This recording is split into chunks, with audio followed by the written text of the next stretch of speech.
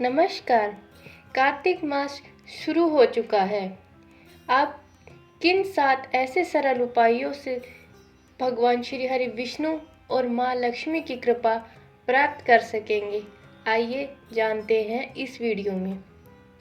कार्तिक के महीने का आरंभ 10 अक्टूबर से हो चुका है। कार्तिक का महीना बहुत ही पुण्य कमाने वाला महीना है।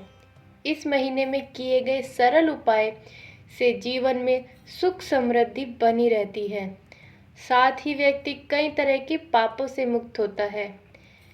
कार्तिक माह में हम ये उपाय करके भगवान की कृपा प्राप्त कर सकते हैं। कार्तिक मास भगवान विष्णु और माँ लक्ष्मी को समर्पित है। इस माह में भगवान विष्णु और माँ लक्ष्मी जी की विशेष पूजा की जाती है। कार्तिक मास एक पुण्य माह है। कार्तिक मास का शास्त्रों में वर्णन है कि उसका गुणगान नहीं किया जा सकता। इस महीने में भगवान विष्णु मत्स्य रूप में जल में वास करते हैं, जबकि उनका वामन अवतार पाताल में भी निवास करता है। इसलिए गंगा तट पर लोग कल्पवास भी करते हैं। कहते हैं जो कल्पवास करते हैं उन्हें पुनर्जन्म में नहीं फंसते। बता दें कि इस साल कार्तिक मास 10 अक्टूबर से शुरू हो चुका है। कार्तिक मास में सबसे पहला उपाय दीपदान। इस माह में भगवान विष्णु, माता लक्ष्मी, यमदेव और पीपल देव के समक्ष दीप जलाने से सभी तरह के कष्ट संकटों से मुक्ति मिलती है।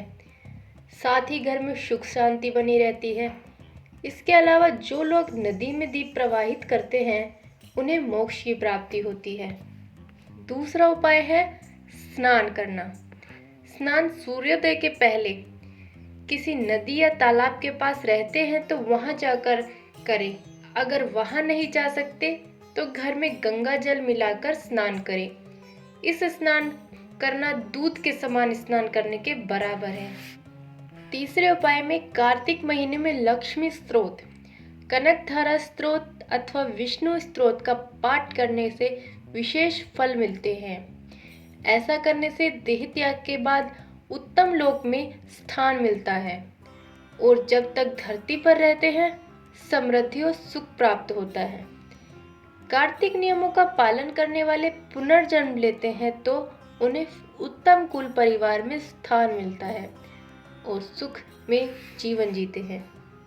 कार्तिक मास में सुबह शाम तुलसी की जड़ में जल में दूध मिलाकर देना चाहिए और उसके आसपास सफाई रखनी चाहिए। सुबह शाम घी का दीपक जलाएं। भगवान विष्णु को जो भी भोग लगाएं उसमें तुलसी का पत्ता जरूर रखें। इसके बिना भगवान भोग स्वीकार नहीं करेंगे। साथ ही कार्तिक मास में देव प्रबोधिनी एकादशी पर तुलसी विवाह करना भी एक उत्तम फलहारी रहता है।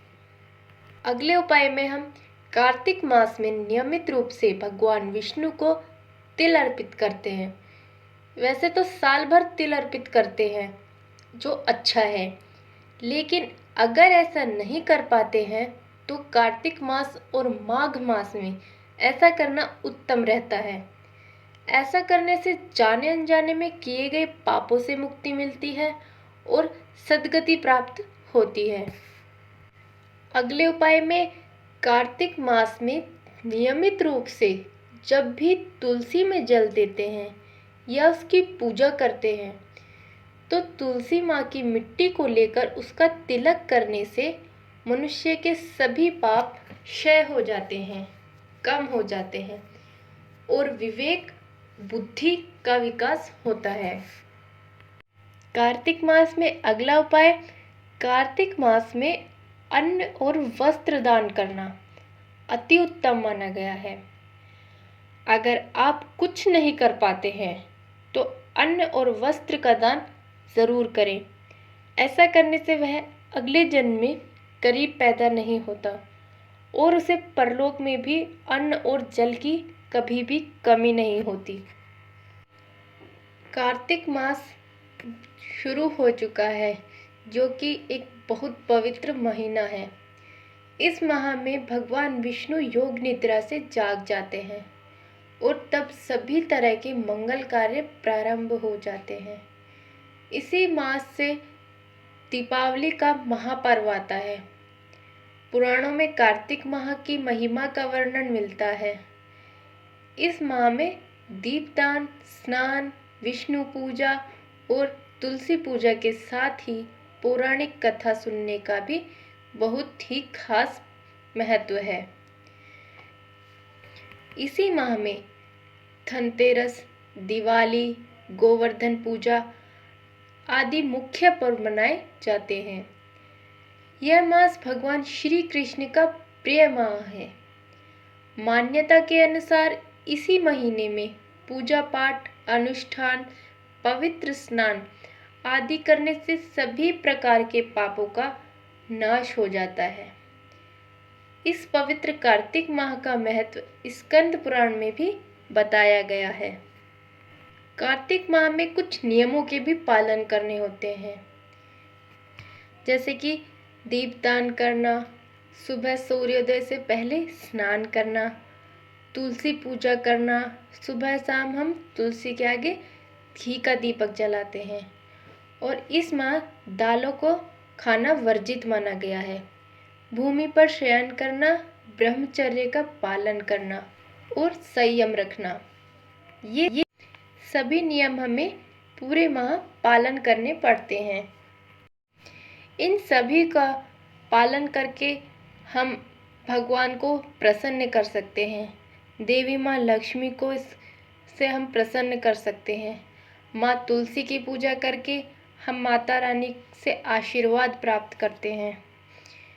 तुलसी पूजा एक उपाय माना गया है, जिसे करके हम भगवान श्री हरि विष्णु को प्रसन्न करते हैं, क्योंकि तुलसी उनका प्रिय भोग है। हर प्रसाद में श्री विष्णु जी के लिए तुलसी दल अर्पित किया जाता है, जिसे वे प्रसन्न होकर स्वीकार करते हैं। अतः उनके हर भोग में हम तुलसी दल अवश्य डालते हैं। कार्तिक मास की ये वीडियो आपको अगर अच्छी लगी हो तो प्लीज़ इसे लाइक ज़रूर करें और चैनल को सब्सक्राइब भी करें। धन्यवाद।